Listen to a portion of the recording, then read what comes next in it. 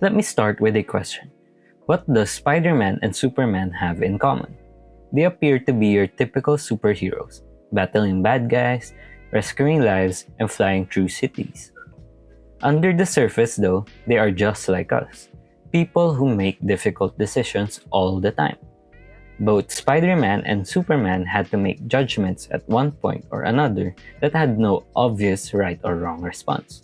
For Peter Parker, it was the famous instance in which he decided not to stop a robber who subsequently killed his beloved Uncle Ben. His sense of personal accountability was determined by that one choice, choosing whether to act as Superman and when to remain hidden, balancing his obligation to mankind with his desire to lead a regular life is Clark Kent's constant struggle. These moments are not limited to superheroes. These are moral choices that aren't just found in comic books. We all encounter these situations at some time. Some are significant, such as whether or not to report unethical activity in the workplace. Some are minor, like as whether or not to tell a friend a white lie. We make these decisions in our daily lives as partners, siblings, and friends. They also show up in our professional life as leaders, workers, students, or entrepreneurs. Sometimes the lines blur.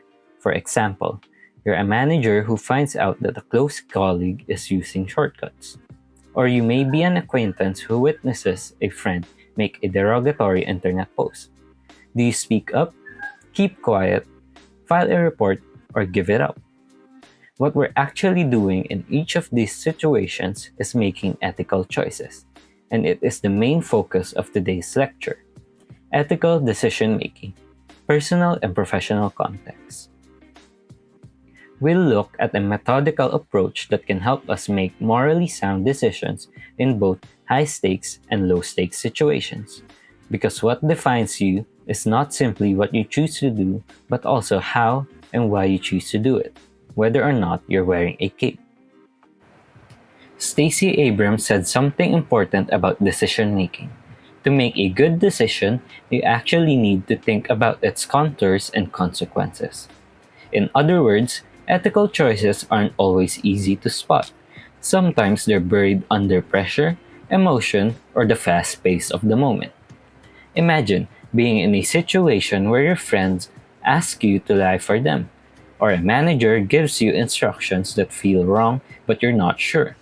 If we act quickly or emotionally, we may miss the ethical dimensions entirely. That's why slowing down is powerful. Ethical thinking requires us to stop, reflect, and ask, who will be affected by this decision? What are the short and long term consequences? Am I being fair, not just to myself, but to others?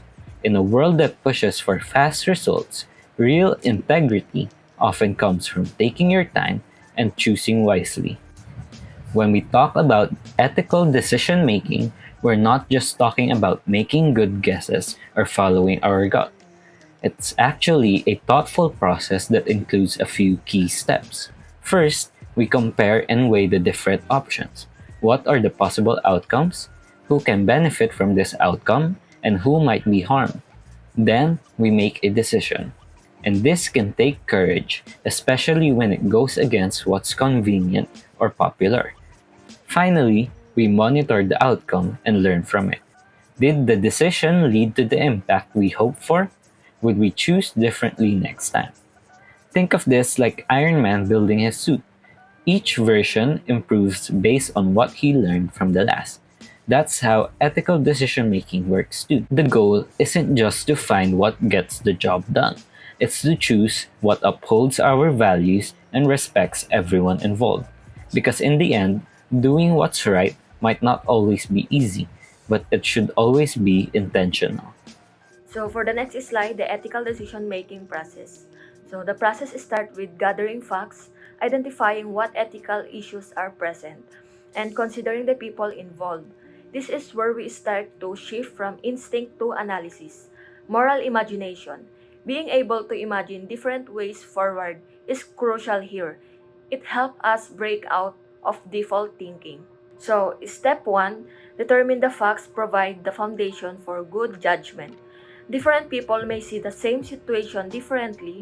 Recognizing this helps prevent misunderstanding and leads to more thoughtful choices. Step 2, recognize when a decision has an ethical dimension. Sometimes what looks like a business or personal problem is actually an ethical one. So, missing this can lead to poor decisions. So, we have to train ourselves to ask, is there more at stake here than just results? Next, identify all the people who are affected by your decision. These are stakeholders, in many cases, ethical decisions involving conflicting interests. Recognizing these different viewpoints helps you see beyond your own perspective. The stakeholder map. This visual shows common stakeholder groups, like employees, customers, communities, and shareholders. Any decision can ripple out, sometimes in unexpected ways.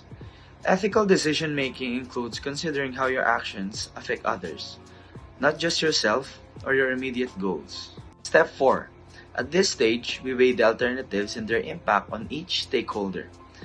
This is where ethical decision making meets critical thinking. We don't just look for the easiest answer, we look for the most responsible one. This is the 5th step. Compare and weigh the alternatives for each stakeholder. At this stage, we evaluate how each option affects different people involved. Who benefits? Who might be harmed? We consider the consequences for everyone. The goal is to choose an action that is fair, explainable, and justifiable to all stakeholders. A good ethical decision should make sense from every perspective. Once we examined our options, we make a decision, then we monitor how it turns out. Ethical thinking doesn't stop when the choice is made. Reflecting afterward helps us improve and prepare for future challenges. Jamie Dimon, ethical decisions aren't always black and white. Often, there are better answers out there, but only if we're willing to take the time to think, ask questions, and involve the right people. Ethical decisions making fails. Sometimes people make poor ethical choices because they don't know what their options are. They may rely on oversimplified rules or just pick the first good enough solution. Something called satisficing awareness and thoughtful evaluation can prevent that. When ethical decision making fails, other times failure isn't about knowledge, it's about pressure or fear. People may know what's right but choose otherwise because they lack the courage or are influenced by others. Courage is essential in ethics, especially when the right choice is unpopular. And here's a quote by Peter Drucker.